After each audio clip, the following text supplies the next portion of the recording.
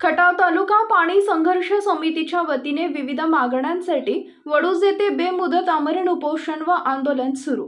मागील अनेक दिवसांपासून खटाव तालुक्यात पाण्याची तीव्र टंचाई जाणवत असून शासन व विद्यमान लोकप्रतिनिधी त्यांच्या गावात पाण्याचा नौका विहार करून इव्हेंट करत आहेत।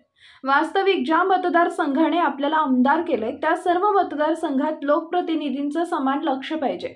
मात्र दुर्दैवाने मान खटावला एक निष्क्रिय आमदार लादला गेल्याच्या तीव्र भावना खटाव तालुक्यातील जनता व्यक्त करत आहे। अशा निष्क्रिय लोकप्रतिनिधीने आरक्षित पाण्यातून प्रथम खटाव आणि नंतर मानला पाणी सोडणं क्रमप्राप्त होतं, पण हे पाणी आंधळी धरणात सोडून उपमुख्यमंत्री यांना फक्त बोटिंग करून पुन्हा इव्हेंट केला।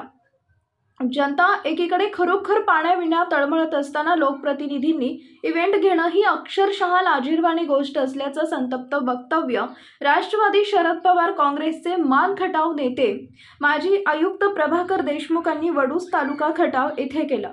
खटाव तालुका पाणी संघर्ष समितीच्या वतीने पाण्यासंदर्भात विविध मागण्यांसाठी पुकारण्यात आलेल्या आमरण उपोषण व धरणे आंदोलनावेळी देशमुख बोलत होते। जिल्हा बँकेचे उपाध्यक्ष अनिल देसाई यांनी खटावचा दुष्काळ हा निसर्ग निर्मित कमी तर मानव निर्मित जास्त असल्याचं मत व्यक्त केलं। माजी सभापती संदीप मांडवे यांनी तालुक्यातील जनतेमध्ये तीव्र असंतोष असल्याचं सांगून त्वरित एरळवाडी तलाव भरावा अन्यथा गुराढोरासहित आंदोलन करावं लागेल असा इशारा दिला। यावेळी अखिल भारतीय काँग्रेस कमिटी सदस्य आणि मान खटावचे नेते रणजितसिंह देशमुख, राष्ट्रवादी काँग्रेसचे तालुका अध्यक्ष नंदकुमार मोरे, स्वाभिमानी शेतकरी संघटनेचे अनिल पवार, शशिकला देशमुख, मार्केट कमिटी उपाध्यक्ष विजय शिंदे, डॉक्टर महेश गुरव, युवा नेते मोहन देशमुख, डॉक्टर महेश माने, हनुमंत भोसले, मकरंद बोडके, ॲडव्होकेट राजीव चव्हाण, रवींद्र खाडे, शशिकांत बोरे, अजित नलवडे आदींचा पाणी संघर्ष समिती पदाधिकारी कार्यकर्ते यांची प्रमुख उपस्थिती होती। एरळा नदी प्रवाहित करून नदीवरील 17 बंधारे व एरळवाडी धरण तात्काळ भरण्यात यावं। खटाव तालुका दुष्काळ यादीत असल्याने दुष्काळाची तीव्रता कमी व्हावी। पिण्याच्या पाण्यासाठी, शेती सिंचनासाठी व जनावरांच्या पिण्याच्या पाण्यासाठी उरमोडी व तारळीचं पाणी मोफत सोडण्यात यावं। औंधसह 163 गावे, पेडगाव, कंसेवाडीसह 16 गावे, प्रधान तालुक्यातील टेंबू योजनेचे प्रस्तावित कामांना तात्काळ निधी देऊन गती देण्यात यावी। एरळवाडी धरण परिसर वन खात्याच्या प्रभावाखाली नेण्याचा अध्यादेश रद्द करणे, टेंभू, तारळी, उरमोडी यापैकी कोणत्याही लाभ क्षेत्रातून एरळवाडी धरण भरणे आदी विविध मागण्यांसाठी वडूज येथील तहसील कार्यालयासमोर धरणे आंदोलन करण्यात आले। यावेळी पाणी संघर्ष समिती विविध पक्षातील पदाधिकारी व कार्यकर्त्यांनी भाषणातून संतप्त प्रतिक्रिया व्यक्त केल्या। पाण्यासाठी खटाव तालुक्याचा दुजाभाव करणाऱ्या प्रवृत्तीचा यावेळी जाहीर निषेध करण्यात आला। त्यांच्या निष्क्रियतेमुळे आपल्याला पाणी मिळालं नाही ही वस्तुस्थिती आहे आणि म्हणून उरमोडीचं पाणी जे आपल्याला मिळालं नाही, जे हक्काचं पाणी आहे ते आपल्याला मिळालं पाहिजे, ताळीचं हक्काचं पाणी मिळालं पाहिजे। आणि या पाण्यासाठी ज्यांनी संघर्ष केला त्या काळचे कैलासवासी भाऊसाहेब गुटके असतील, जोशीराव वाघमारे असतील, आमचे सदाशिवराव पोळताते असतील, अनेक जणांनी त्या ठिकाणी, महादेवराव कापसे, सगळ्यांनी त्या ठिकाणी प्रयत्न केलेला, परंतु त्यांचा कुठं नामोल्लेख करण्याचं सुद्धा, कृतज्ञता व्यक्त करण्याचं सुद्धा या ठिकाणी त्यांचं नाव घेतलं नाही, दुर्दैव आहे। खरं तर या सगळ्या प्रकल्पाचं पाणी आपल्याला मिळालं पाहिजे। कालचा जो कार्यक्रम झाला त्याच्यामध्ये जे गटापूरचं पाणी त्या ठिकाणी लेरवरून आंधळीच्या बोगद्यातून आंधळी आलं असं या ठिकाणी सांगितलं गेलं। मी मान तालुक्यात माझं दोदोड गाव आहे, तसं डांबेवाडीचा मूळचा मी आहे आणि म्हणून या ठिकाणी डॉक्टर महेश म्हणाले की तुमचा नाव सांगताना कुठल्या गावाचं सांगायला पाहिजे आणि या दोन्ही तालुक्याच्या मातीशी माझं नातं आहे, माझी बांधिलकी आहे आणि म्हणून या ठिकाणी मी आलोय। कालचा जो कार्यक्रम झाला तो इव्हेंटचा कार्यक्रम झाला। तुम्ही सगळ्यांनी सांगितलं की मानला पाणी दिलं, आनंद आहे, खटावला पाणी द्यायला पाहिजे, पण मानला सुद्धा पाणी प्रत्यक्ष मिळालं नाही अशी वस्तुस्थिती आहे। काल मानमध्ये पाणी गेलं, आंधळीला पाणी दिलं, आंधळीच्या तलावाचा तळ फक्त भरलेला आहे आणि काल त्या ठिकाणी नौका नयनाचा एक इव्हेंट झाला। उद्या आम्ही मागणी केली की मान तालुक्यातली मान नदी प्रवाहित करा, तर मान नदीमध्ये पाणी सोडायसाठी पाणी उपलब्ध नाही ही वस्तुस्थिती आहे। आणि म्हणून महाड तालुक्यातल्या लोकांना सुद्धा फसवण्याचा कार्यक्रम झाला ही वस्तू त्या. तिथेही महाड नदी काही प्रवाहित होणार नाही, कारण पाणी फक्त आंधळीच्या तळाचं भरेल एवढंच पाणी त्या ठिकाणी आहे. ज्या पाण्यातून फक्त नौका नाही त्या ठिकाणी इव्हेंट झाला. ते पाणी खरं तर गेल्या वर्षी यायला पाहिजे होतं. केवळ 10 मीटरचं काम बोगद्याचं राहिलं होतं. अधिकाऱ्यांना विचारल्यानंतर अधिकारी म्हणाले की 15 दिवसाचं काम आहे. पण ते 15 दिवसाचं काम 1 वर्षानंतर केलं, कारण इव्हेंट करायचं होतं. मोदी साहेब यायचे. लोकांची आयुष्य उद्ध्वस्त झाली, दुष्काळाला सामोरं जात आहेत लोक, ते टाळू पडत आहेत. त्याचं काही घेणं देणं लोकप्रतिनिधी नाही. अशा प्रकारचे लोकप्रतिनिधी आपल्याला असलं हे खरं लज्जास्पद गोष्ट आहे. आपण सर्वांनी याचा गांभीर्याने विचार केला पाहिजे. कोणाला तरी पाणी मला पाहिजे म्हणून द्यायचं, तेही अर्धवट अवस्थेत देऊन तिथं फसवणूक करायची.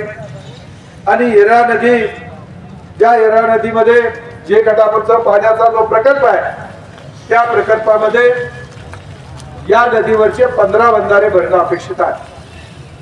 मुशेगाव पासून खटाव, वाकेश्वर, गणेशवाडी, वडूज हे सगळे बंधारे त्या ठिकाणी भरायला पाहिजेत. हे बंधारे जर गेल्या 1-2 महिन्यामध्ये भरले असते तर इतक्या शेतकऱ्यांना निश्चितपणाने पाणी मिळालं असतं. पण ते न भरायचं पाप इथल्या लोकप्रतिनिधीने केलेलं आहे. मी म्हणेल तो कायदा अशा पद्धतीनं वागून लोकांचे आयुष्य उद्ध्वस्त करण्याचं काम ते करतायत. आणि म्हणून दुर्दैवानं असे लोकप्रतिनिधी खऱ्या अर्थानं आपलं या ठिकाणी लोकप्रतिनिधित्व न करता, खरं तर किती त्यांना मतं मिळालेले आहेत? 40% मतं मिळाली. 60% लोकांनी नाकारलंय. मला पण 40%च्या जवळपास पडली आहे. 60% लोकांनी नाकारलंय. तरी पण आपण टेक्निकली म्हणतो की ते आमदार आहे. आमदार आहेत त्याचं कर्तव्य काय की ज्या भागाचं प्रतिनिधित्व करतो त्या सगळ्या भागाला समान न्याय त्यांनी द्यायला पाहिजे. एवढं जर भान त्यांना राहत नसेल तर त्यांना आमदार म्हणून राहायचा कुठलाही अधिकार नाही. आणि मग सांगायचं की माझ्याशिवाय काय पाणी मिळणार.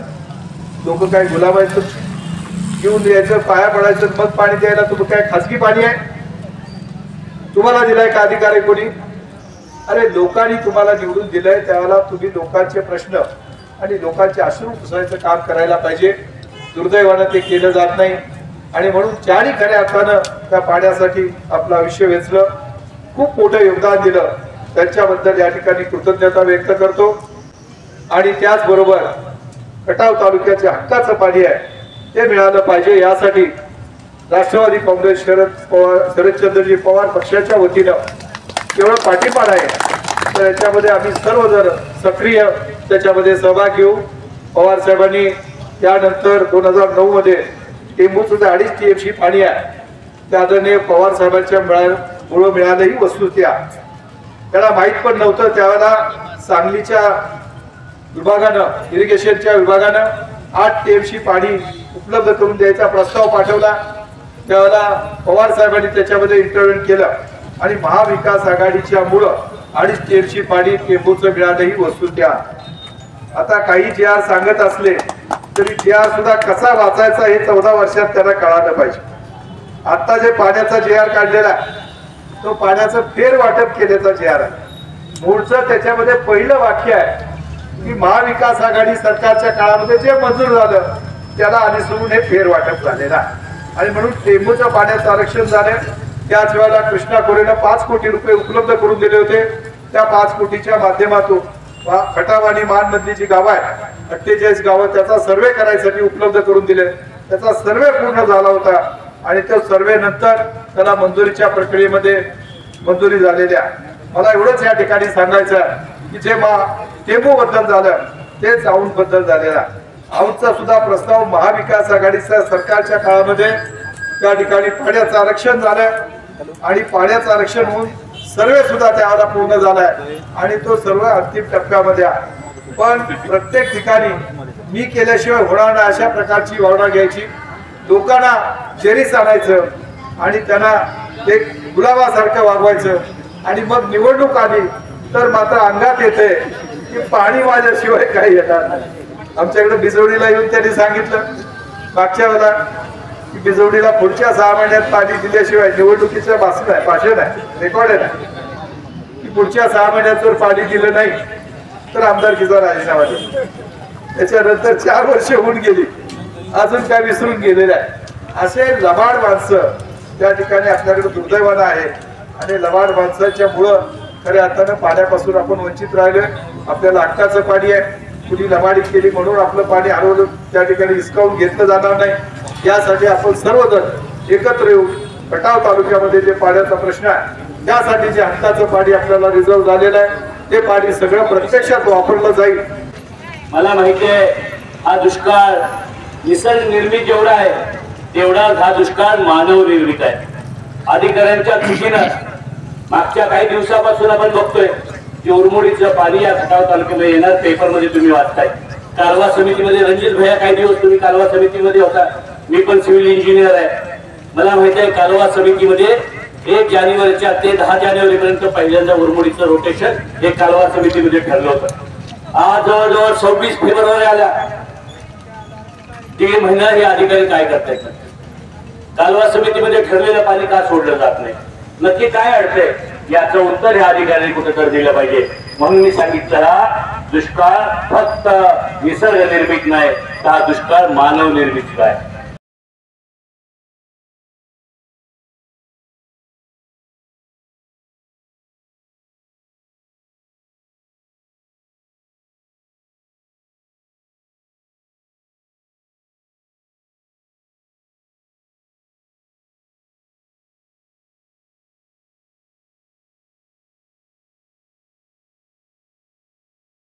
सर्वांनी घेऊन खटाव तालुक्याचा पाणी प्रश्न हा निकालात काढण्यासाठी ही आपण सर्वांनी जी चळवळ उभी केलेली ही चळवळ गतिमान करून या तालुक्याचा पाणी प्रश्न सोडवण्याच्या बाबतची भूमिका जोपर्यंत आपण सर्वजण एकसंघ होत नाही तोपर्यंत आपल्याला न्याय मिळणार नाही.